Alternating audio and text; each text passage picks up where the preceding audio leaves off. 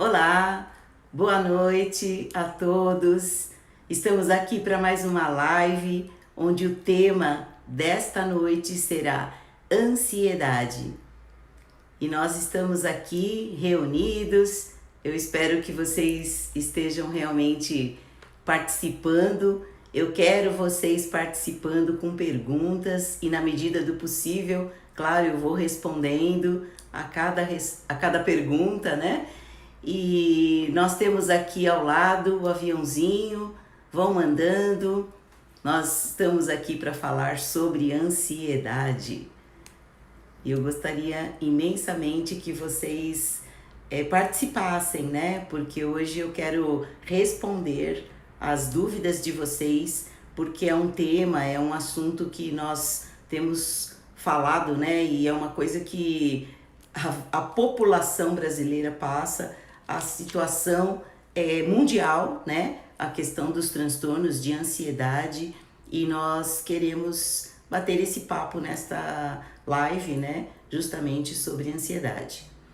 E por que eu escolhi esse tema, né? Ansiedade. Primeiro que nós fazemos sempre divulgações, nós fazemos as enquetes, e eu fiz uma caixinha, né, de perguntas recentemente, e algumas pessoas sugeriram mesmo, né, o tema ansiedade. E é um tema bem pertinente, né, de acordo com o momento que nós temos vivido, e nós sabemos o quanto as pessoas e a população tem sofrido com essa questão da ansiedade. Então vamos lá, eu quero primeiro dar algumas informações para vocês, que são realmente pesquisas, né? Segundo a Organização Mundial da Saúde, nós temos 9,3% da população brasileira sofrendo do quadro de algum tipo de transtorno de ansiedade. E hoje, nesta live, eu quero explicar para vocês o que é esse transtorno de ansiedade. Então, quando nós falamos de ansiedade, ansiedade é uma coisa que todos nós temos, né? Então, por exemplo, você tem uma expectativa, você fica ansioso quando você tem um primeiro dia de trabalho, um emprego novo, uma festa, uma viagem, esses compromissos, né, que geram em nós uma expectativa mais elevada. Então, dentro dessa expectativa, o que ocorre?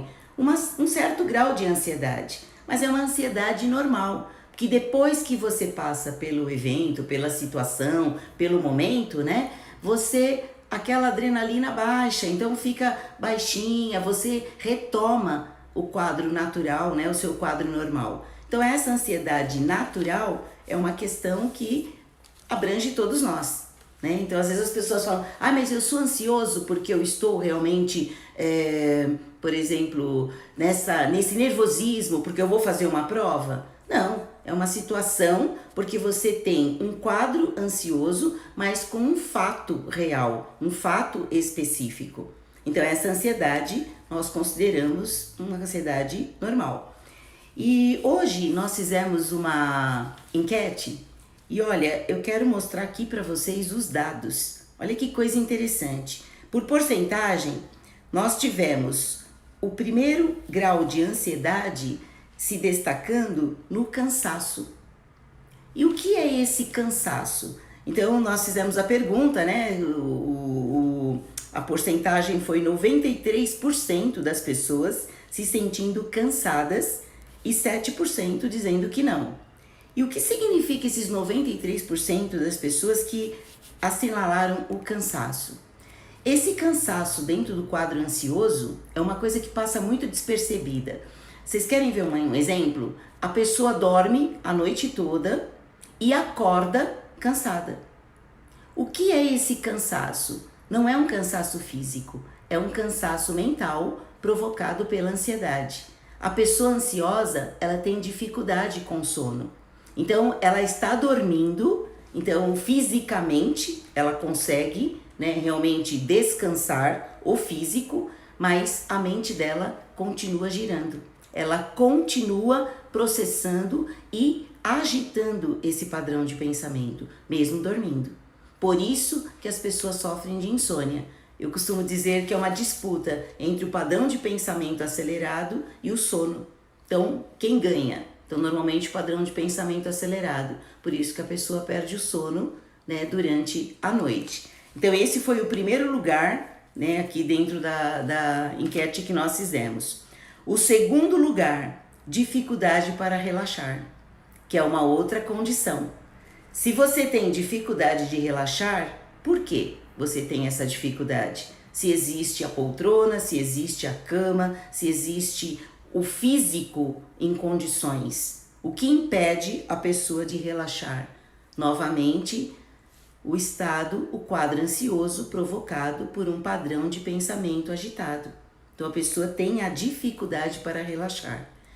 E até abrindo um parênteses aqui nessa questão da dificuldade para relaxar, eu costumo orientar, né, os pacientes para que eles façam a técnica da respiração relaxante. Para quem tem a ansiedade, parar para fazer essa respiração diafragmática com uma velocidade lenta, com um ritmo lento, sem aquela velocidade do dia a dia, eu pergunto na sessão seguinte: você fez a técnica de respiração? Ah, esqueci. Ah, não deu. Mas por quê? Porque quem tem um quadro ansioso não tem paciência nem mesmo para fazer a técnica de respiração. E essa técnica de respiração, numa outra live eu vou falar sobre isso, né, com detalhes, eu diria que é um dos principais remédios para quem sofre de ansiedade. Por quê? Porque essa técnica você estabiliza, você equilibra esse padrão de pensamento acelerado, oxigenando o cérebro, você combate a insônia, você consegue ter um grau de concentração melhor. São tantos os benefícios e, por incrível que pareça, as pessoas recusam fazer. Mas por quê? Porque é o que vai realmente enfraquecer esse quadro ansioso. E vem de encontro, né? É o contrário do ritmo acelerado. Por isso, quem tem essa agitação do dia a dia tem dificuldade em praticar a técnica de respiração. Esse foi o segundo, né? A dificuldade para relaxar. Em terceiro lugar, veio o quadro ansioso, nervosismo e as pessoas que disseram: estou no limite. O que é isso? É o dia a dia, as preocupações.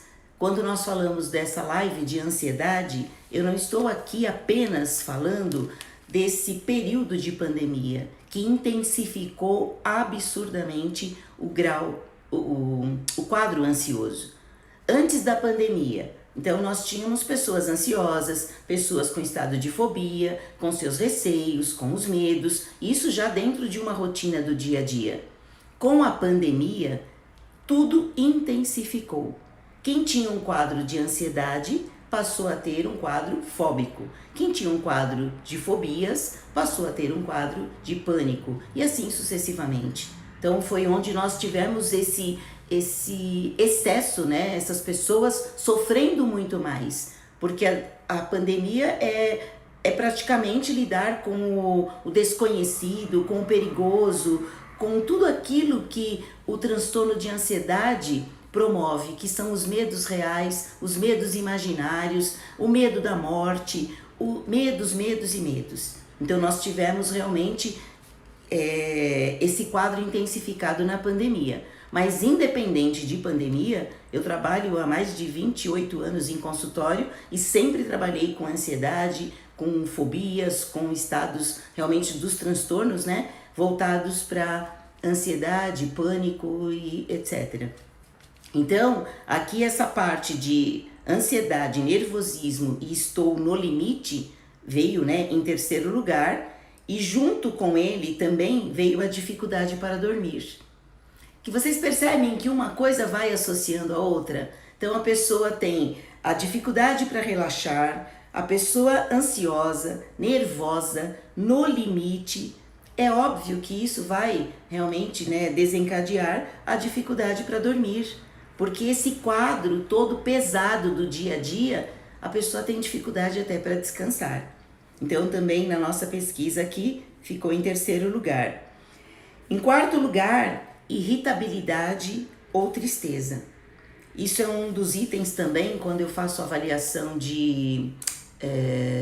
da crise, né, de ansiedade. As pessoas que apresentam crise de ansiedade, elas têm ou a irritabilidade ou um quadro de tristeza, que por isso que nós falamos que num quadro ansioso também entra um quadro depressivo. Então a pessoa fica desanimada porque tudo isso é extremamente desgastante. E nós precisamos cuidar da nossa saúde física e da nossa saúde emocional. Em quinto lugar, preocupações excessivas e medo. Olha isso, gente. Então nós temos, eu fico muito preocupada e é por isso que eu tenho dito para vocês, tenho feito essas lives, né? Com esse objetivo de colocar, de trazer esse esclarecimento a vocês, porque é muito sofrimento. Eu particularmente já considero um sofrimento você não dormir. Pessoas que sofrem de insônia. E aqui eu não estou falando da insônia apenas num quadro dando ênfase só à ansiedade. É lógico que todas as pessoas que chegam no consultório, quando eu converso, né, eu sempre peço uma avaliação médica.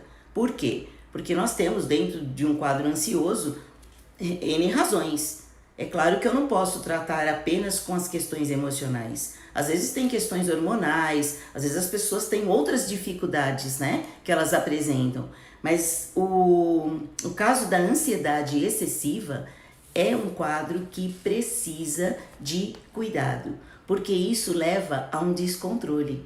E nós vamos falar sobre isso aqui nesta live, né? Então essa aqui foi a pesquisa que nós fizemos, só para deixar vocês por dentro. Como eu falei, da ansiedade normal, se você vai a uma festa, você tem um evento, isso tudo faz parte do nosso dia a dia. A ansiedade excessiva, ela gera preocupações exageradas. Então, o que é isso? A pessoa se preocupa com algo que vai acontecer no futuro e ela nem sabe se é na proporção que ela teme. Mas como ela tem esse receio, a preocupação já é você se ocupa antecipadamente com algo que você não sabe se vai acontecer ou não. Essa é a explicação básica da preocupação, que é a palavra, né? Você se ocupa antecipadamente com algo que você nem sabe se vai acontecer ou não. No quadro ansioso, eu costumo sempre fazer a pergunta: é um fato que te leva a essa preocupação, fato real, ou é uma hipótese? 90% é hipótese. E um detalhe, quando nós trabalhamos essa questão de hipótese, eu vou dar exemplos aqui para vocês. Dentro de ansiedade, você tem um receio específico, né, que você teme. Vou dar um exemplo aqui, um medo imaginário, medo de dirigir. Tá? Vou dar um exemplo, pessoas ansiosas que podem apresentar o medo de dirigir. Por que ela tem esse medo? Porque ela imagina o acidente, ela imagina perder o controle do volante, ela imagina. Então são imaginações. Mas o fato é que isso quando a pessoa nunca sofreu um acidente, nunca bateu o carro, nunca teve nenhum problema, mas ela tem medo de dirigir. E eu pergunto, já aconteceu alguma situação traumática, tal? Não, só tenho medo. Então esse medo, ele é construído através da imaginação. É um fato muito mais, é uma hipótese do que um fato real. Isso é um exemplo que eu estou dando aqui de ansiedade excessiva. Depois nós temos, dentro dessas questões de ansiedade, o que vai acontecer? Ela traz consequências no físico e no emocional. E eu fiz uma listinha aqui de consequências, né, que estão relacionadas à ansiedade. A ansiedade no físico, quando ela é excessiva, tirando aquela normal de um dia ou outro e que você volta rapidamente ao estado de normalidade, a excessiva não. Você está sempre numa condição de alerta. Parece que sempre algo prejudicial vai acontecer. E eu quero até fazer uma observação aqui quando eu falo de ansiedade. Eu particularmente nos meus atendimentos eu construo uma escada, que eu chamo de uma escala. Então, sempre começa num quadro de ansiedade. Da ansiedade vem os receios. As pessoas ansiosas sempre têm receio de alguma coisa. Isso que eu quero que vocês entendam o grau. Do receio, a pessoa passa a ter medos. Do medo, a pessoa passa a ter fobias. E da fobia, o pânico. Vocês entenderam a escala? Então, quando não cuida da ansiedade, que é aquele ponto de partida, que é o início de tudo, as pessoas começam a ficar mais receosas. E quando você tem ansiedade e receio, tudo isso é tratado com muita naturalidade. Parece que é muito normal, mas não é normal. O receio ele já foge um pouco. Se a ansiedade já potencializa e já caracteriza algumas questões no físico, vocês imaginam depois quando a pessoa vai elevando essa escala, vamos dizer, vai acrescentando ainda mais. Por isso que é importante tratar logo no início. Então, como é feito esse tratamento? Depois eu vou explicar essa parte para vocês. Mas antes eu quero trazer as consequências no físico e no emocional numa crise de ansiedade. Eu ainda não estou falando de pânico, tá? Quando existe a crise, que é a ansiedade mais elevada. Existe taquicardia, que é quando a pessoa começa a ter o coração que parece que dispara. É como eu falei, é estado de alerta constante. Agitação, a ansiedade provoca, as pessoas não param, elas são muito mais agitadas, parece que é aquele desconforto também, né? Que alguma coisa de mal vai acontecer.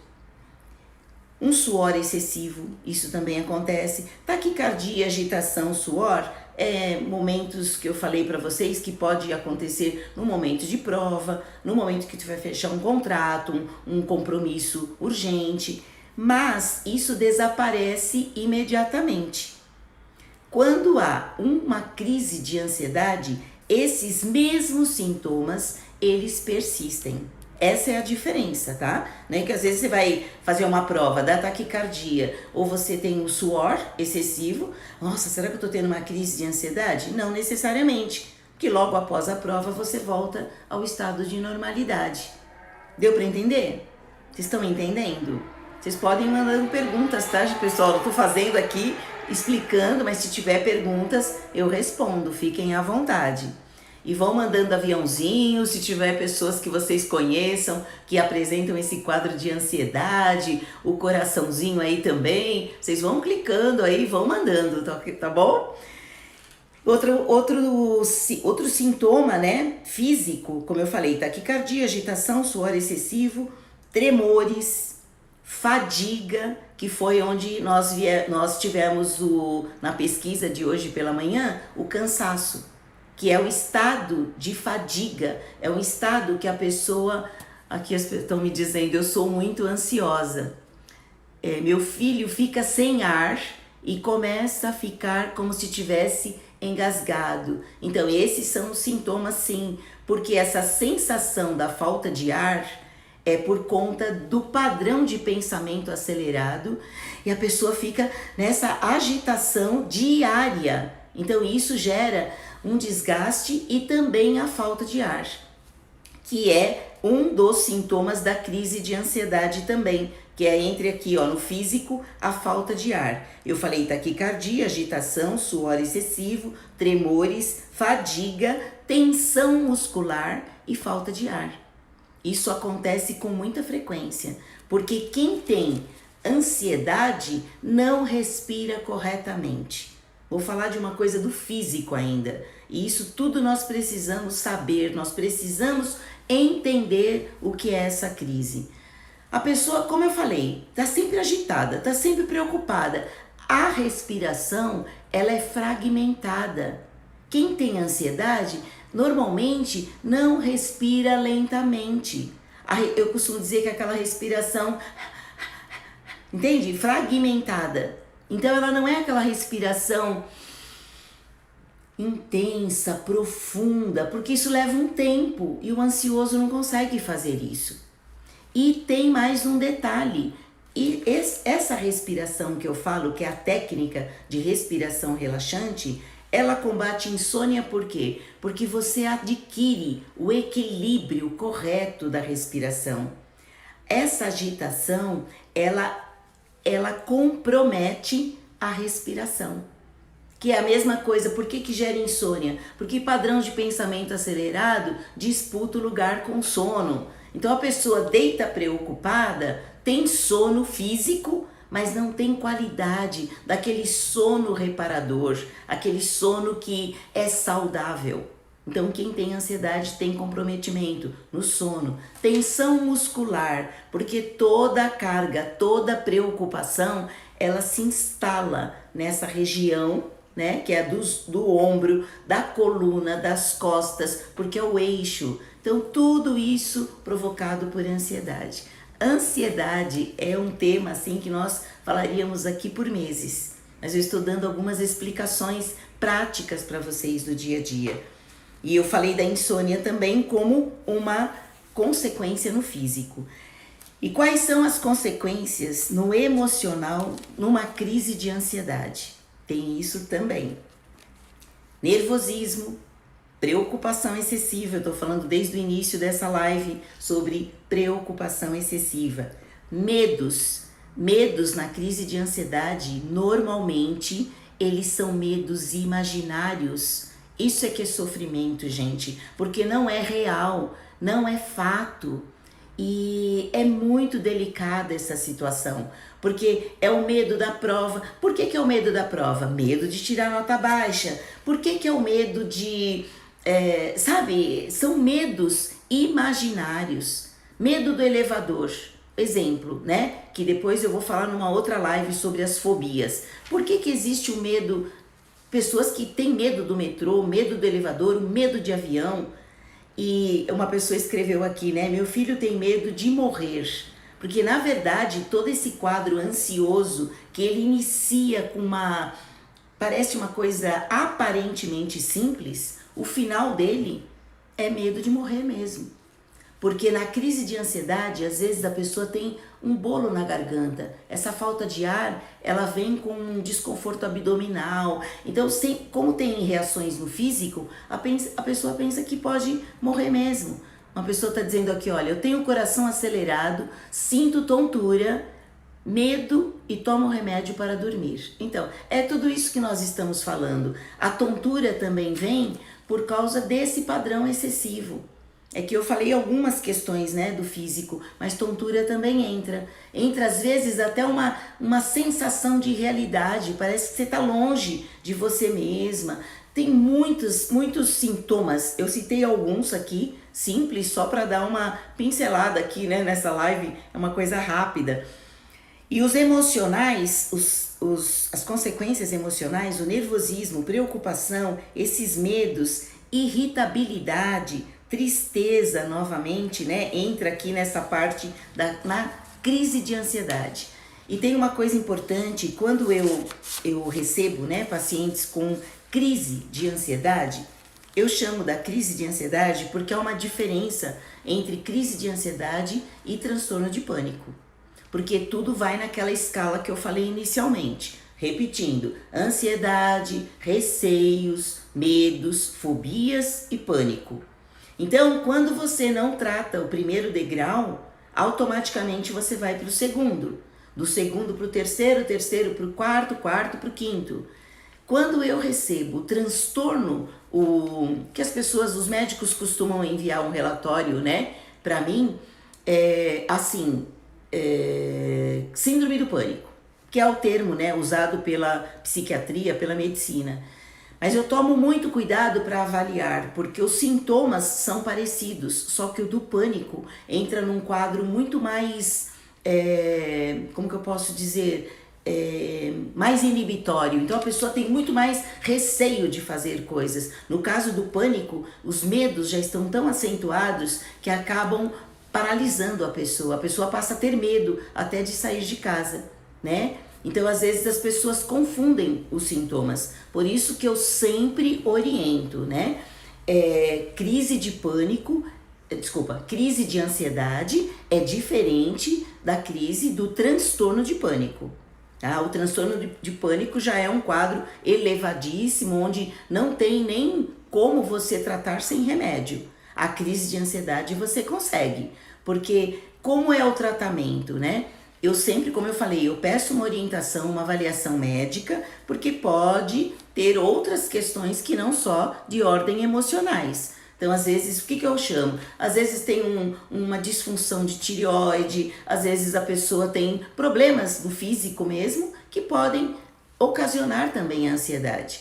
Então, qual é o tratamento? Sempre o médico com a parte medicamentosa, com uma investigação, uma avaliação, e a parte, o tratamento psicológico, ao longo dos anos, eu aprendi, né? E eu falo para as pessoas, o processo terapêutico, nós fazemos sempre a investigação com um questionário, um protocolo específico, né, para ansiedade, com perguntas, respostas, e nós temos sempre o cuidado de avaliar o paciente, se ele precisa ou não do remédio. Então não é assim, saindo dando remédio para todo mundo, né, e etc.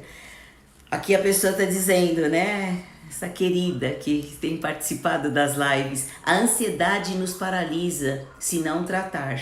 E aqui uma pessoa me perguntou, em que momento nós devemos tratar? Quando você percebe que a ansiedade começa a te paralisar, sair do controle. Não a ansiedade natural que você tem para fazer uma prova, para ir a uma festa ou fazer uma viagem. Isso é comum, gente. Nós precisamos tomar esses cuidados. Não vamos criar motivos para tratar coisas que não precisam, né, de tratamento. Então, coisas do nosso dia a dia, eu sempre digo, eu me incluo. Você vai fazer uma prova, você não fica ansioso? Você vai fazer uma viagem, aquela expectativa até chegar no local, isso tudo gera uma ansiedade, mas é uma coisa simples, né? E aqui uma pessoa me diz assim, uma vez, passou um mês sem... Peraí, porque... Ah, sim, isso acontece, medo de comer, né? Porque se engasgou. E todo dia era crise levar para o hospital. Então, existem algumas questões que nós consideramos também ansiedade pós-estresse, que é classificado como algo traumático. Então, aí já existe, é um outro tipo de ansiedade. A pessoa, ela registra aquele evento, né, aquela situação como algo ruim, traumático mesmo, e cada vez que ela vai comer, então exemplo, já tive um caso que eu tive que atender uma pessoa que engasgou com um osso, né, um osso de frango. Então a pessoa não queria mais comer frango que tivesse realmente aquele pedaço do osso. Mas por quê? Porque houve um processo de engasgar, de ir para o hospital e etc. Então isso é considerado uma ansiedade com um fato específico. E isso precisa realmente até de um processo terapêutico, de um cuidado especial até a pessoa retomar e entender que não é sempre que ela vai se engasgar com um pedaço de osso. Mas isso, dependendo do susto que a pessoa leva, acaba realmente ocasionando esse estado mais grave mesmo, né? Que precisa realmente de um cuidado todo especial. Então vocês entenderam a primeira parte, né? As consequências físico, emocional e tudo mais. Aí vamos partir para a segunda etapa. Isso tudo que nós estamos falando, da ansiedade normal, a ansiedade excessiva, com as consequências nesse degrau que eu expliquei, nessa escada, né? Que eu expliquei para vocês. Nós vamos para a segunda parte. Não tratando a primeira, porque parece tudo isso, gente, muito comum, muito normal, né? Por isso que eu estou aqui enfatizando crise de ansiedade. Com a pandemia, tudo isso intensificou. Nós estamos vivendo, né, situações que nós nunca vivemos. Então, assim, e junto com o quadro de morte, né? Que foi o quadro da pandemia. E detalhe também muito sério, o que nós ouvimos e o que nós visualizamos nesses meses, né? Só uma pergunta aqui também, eu vou falando e vou tentando aqui na medida do possível esclarecendo vocês, tá ok? Quem tem ansiedade pode ter depressão? Sim, pode ter depressão. E às vezes a pessoa nem percebe. Aliás, era isso que eu queria falar com vocês anteriormente, né? O quadro de ansiedade, ele parece uma coisa muito simples. E nós temos o hábito também de dizer, isso passa, isso daqui a pouquinho melhora. Ah, imagina, isso é bobagem. Nós desprezamos muito coisas sérias. Por que eu digo isso para vocês? Porque nós temos um índice elevado de pessoas que não estão dormindo. E esse, eu não estou falando de vez em quando. Insônia é algo diariamente. Isso é um sofrimento, gente. Vocês não têm ideia do que é isso. Quem não passa por isso não sabe e não tem ideia do sofrimento das pessoas que às vezes estão à sua volta dizendo: eu não durmo à noite, eu não consigo dormir, ou eu só durmo tomando remédio. Que tem a necessidade sim, mas a pessoa precisa tratar esse quadro ansioso que impede o sono reparador. Vocês percebem como são situações tão delicadas, né? E às vezes eu vejo as pessoas desprezando essa questão da ansiedade. E nós vimos, eu digo nós profissionais da área da saúde, nós vimos o quanto os consultórios lotaram com pessoas com ansiedade, com síndrome do pânico, principalmente nesse período de pandemia.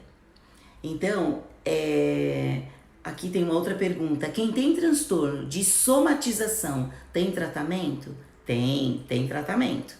Então, normalmente, o transtorno de somatização, ele é tenso também, né? Porque você vai somatizando, que isso é um quadro que existe aí também uma sensibilidade. Pessoas mais sensíveis têm uma predisposição à psicossomática, né? À somatização.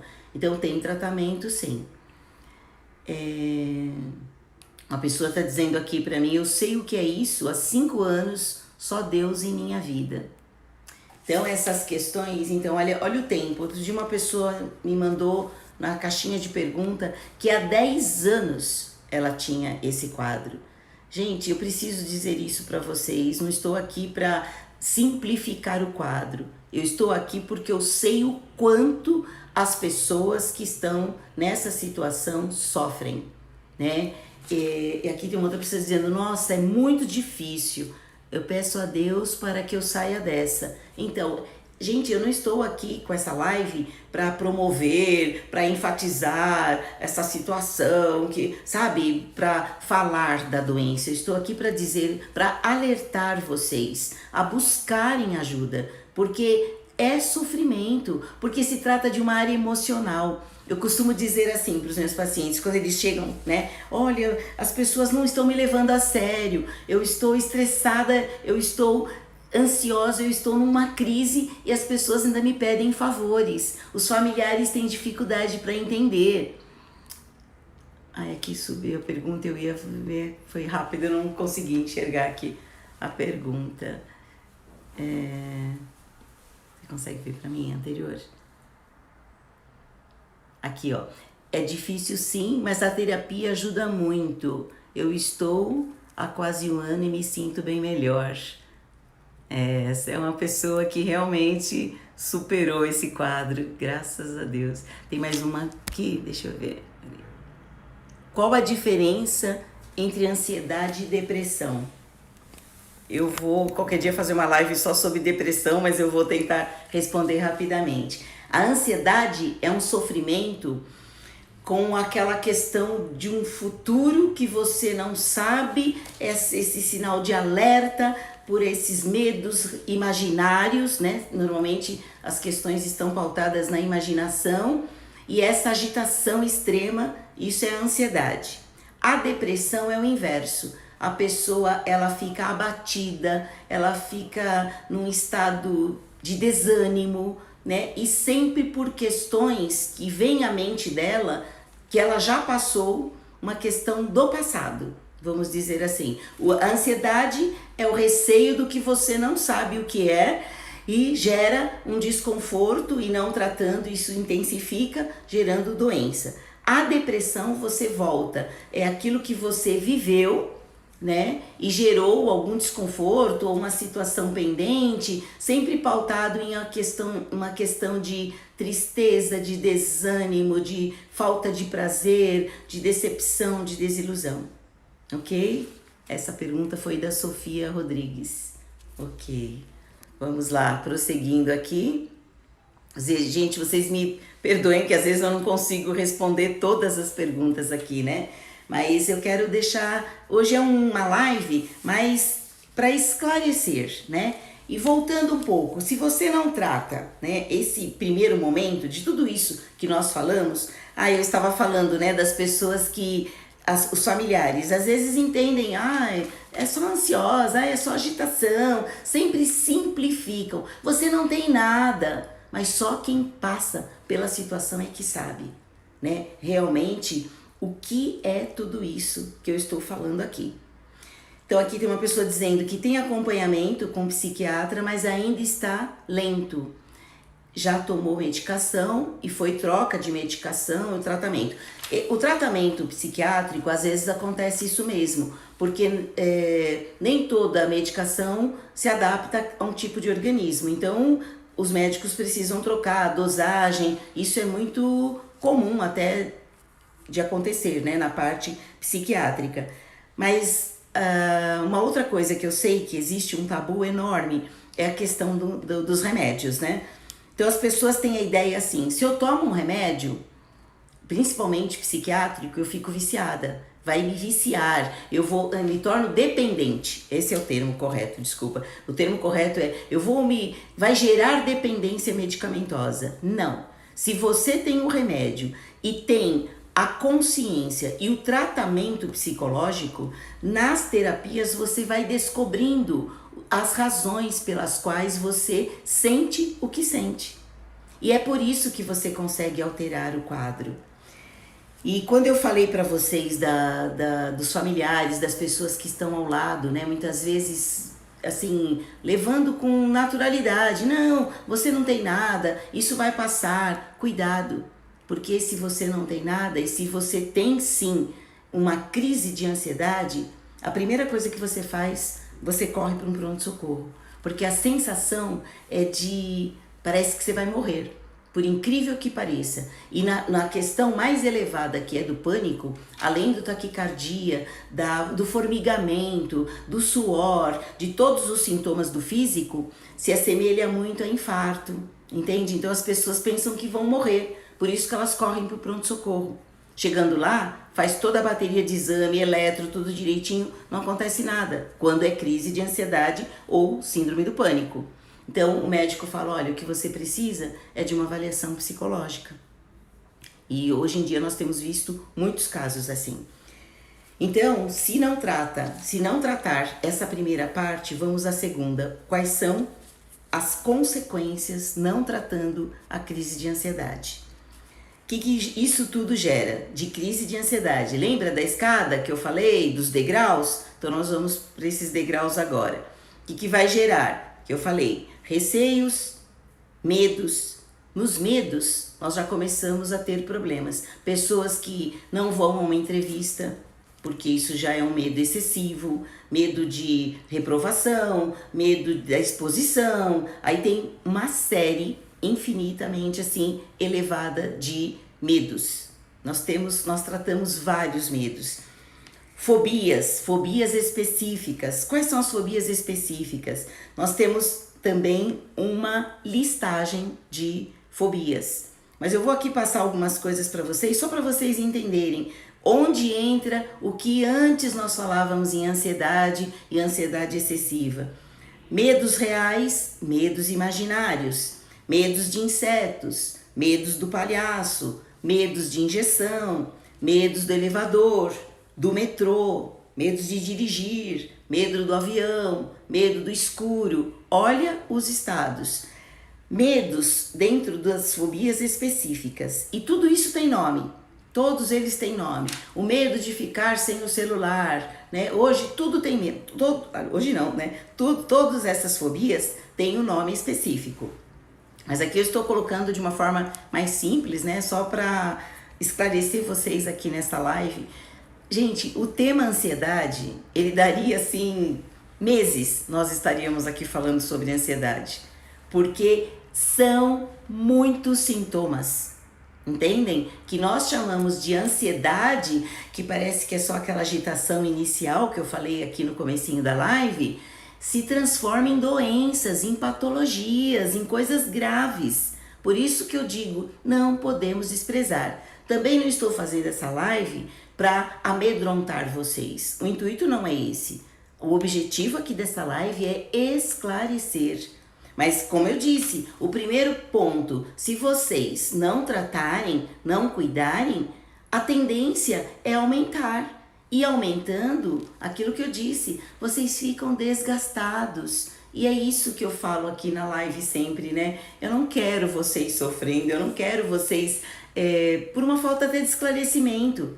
Eu costumo dizer que quando você tem conhecimento, você já elimina 50%. Você consegue identificar. Vamos enfrentar o que nós estamos sentindo. Vamos enfrentar o que nós estamos vivendo. Porque essa história de, eu não tenho nada, isso não resolve. Muito pelo contrário, piora muito o quadro. Piora demais. Então, peraí, estou sentindo que está fugindo do meu controle. Então, preciso buscar ajuda. E o que eu falo sempre é na área emocional, parece que tudo é besteira, né? E as pessoas estão sofrendo e nós temos índices, como eu iniciei a live falando da Organização Mundial da Saúde em relação, o índice, né, em relação ao transtorno de ansiedade. Então isso não é uma coisa tão simples assim. Por exemplo, se você fala para a pessoa que está com uma crise de ansiedade, isso é bobagem. Exemplo, as pessoas respeitam quando você coloca um gesso. Ninguém pede para você sair correndo se você tiver com gesso na perna, porque você está imobilizado. Você não pode correr, porque você teve uma fratura e o ortopedista recomendou o quê? O gesso. Você quebra um braço, ninguém vai pedir para você carregar 10 quilos num braço só. Você entende? A pessoa respeita. Não, ele está imobilizado, ele está com gesso. Agora, nas questões emocionais, acontece a mesma coisa. Você tem uma fratura, vamos dizer assim, né? Fazendo essa comparação, e as pessoas não respeitam, porque elas não estão vendo o gesso.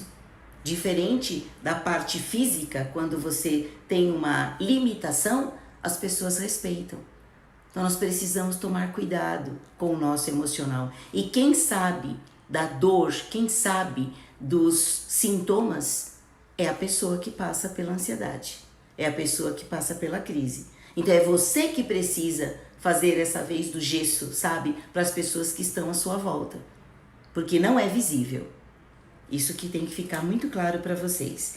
E uma outra coisa que gerando também a crise de ansiedade, como eu falei, agorafobia, que é um estado de ansiedade específico, o transtorno, o TOC, né, que é o transtorno de obsessivo compulsivo, o transtorno de ansiedade generalizado. Olha o que pode acarretar a falta de cuidado com a crise de ansiedade. E por último aqui, né, a síndrome do pânico. Então, eu quero que vocês entendam que tudo tem tratamento, tudo tem uma razão de ser. Nós não podemos desprezar, né, esses sintomas que aparentemente são simples. Como eu disse para vocês, falando de fobias, nós teríamos lives e lives aqui pela frente, porque esses medos, né, em relação a agulha, exame de sangue, dentista, todos esses medos que nós chamamos de fobias, né, já são as fobias específicas. Tem a fobia da alimentação, a fobia alimentar. Nós temos muitas, como que eu posso dizer, muitos sintomas, né, que podem acarretar prejuízos se vocês não cuidarem dessa parte realmente inicial da crise de ansiedade. Eu quero aqui dizer para vocês, né, que eu espero que vocês tenham realmente, se tiver perguntas, podem passar, mandar aqui. Deixa eu dar uma olhadinha. Tem perguntas? Não, né? Aqui, ó. Aqui uma pessoa dizendo que é acompanhada por uma psiquiatra e por psicólogo e tem se sentido bem melhor. É isso mesmo. Como ajudar alguém que está tendo uma crise? Aqui tem uma pergunta, aqui ó, só um detalhe, aqui tem uma primeira aqui, como é o tratamento?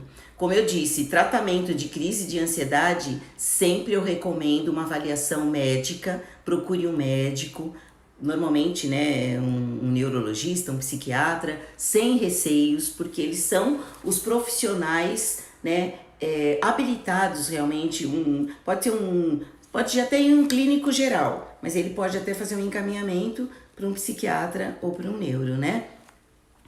E o tratamento normalmente a parte médica e a psicológica. Na parte psicológica, eu trabalho com abordagem cognitivo-comportamental e é a abordagem que os médicos também recomendam. Por quê? Nós não fazemos, nós seguimos um protocolo de acordo com a queixa específica. Então eu tenho um protocolo para trabalhar ansiedade, eu trabalho depressão de uma outra maneira e assim sucessivamente. Nós temos o cuidado específico com cada técnica, né? Tem uma técnica comportamental, uma técnica dentro da psicoterapia que vai facilitar até esse autoconhecimento, você se entender, né? É importante isso, você se conhecer para entender também as suas limitações, as suas dificuldades em relação ao próprio quadro de ansiedade. Então aqui acho que esclareci. Que uma pessoa colocando, é bom entender que o tratamento é um processo. Exatamente, eu vou até completando aqui. Porque às vezes a pessoa pensa, olha, eu vou ao psicólogo, faço uma sessão, tá tudo resolvido. Gente, eu costumo dizer, eu chego e pergunto pra pessoa, quantos anos você tem? 32. 32 anos que a pessoa vive num ritmo acelerado. Eu não consigo em uma sessão, nem em 5, 10, um período de 8 a 10 sessões é um psicodiagnóstico. Para você, é claro que dentro do psicodiagnóstico é possível o profissional fazer algumas intervenções, chamar a atenção do paciente para algumas questões que possa fazer uma intervenção imediata, mas o tratamento é um processo. E varia de pessoa para pessoa. Às vezes as pessoas me perguntam, mas quanto tempo eu fico? Isso não dá para medir, porque tem pessoas que fazem tudo certinho. Eu não falei para vocês? Eu falo da técnica de respiração, que seria, assim, algo fundamental. As pessoas não fazem. Então, assim, aí levam mais tempo. Agora eu resolvi fazer. Agora eu consegui ver mudanças. Entende? Então, assim, varia de pessoa para pessoa e nós não podemos, em hipótese alguma, dar um prazo. Porque isso diferencia muito, né, de cada um. Cada um tem a sua dinâmica. O que mais aqui? Deixa eu ver se tem mais alguma pergunta.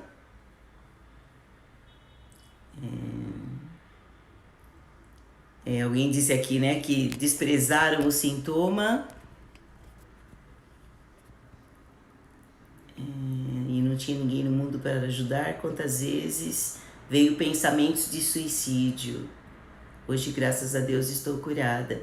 Esse é um problema muito sério. Então, a crise de ansiedade, por si só, não acarreta essas dificuldades específicas de desânimo, de abatimento, de suicídio. Mas a depressão, quando ela entra na crise de ansiedade, que aí já no caso entraria o pânico, né? Num grau mais elevado, pode surgir a depressão, sim.